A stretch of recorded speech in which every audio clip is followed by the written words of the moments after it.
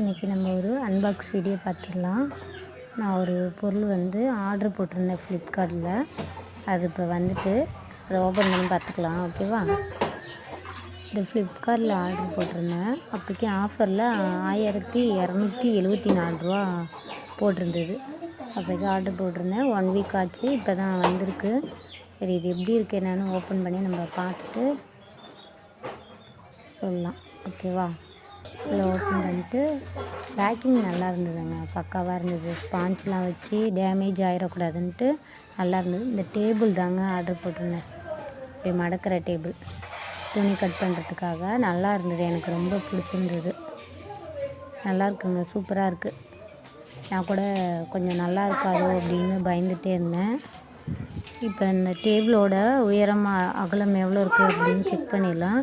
36 24. ஓகேவா? அகலம் 24 இருக்குது. 1 மீட்ரு போட்டு தாராளமாக கட் பண்ணலாங்க. போதும்.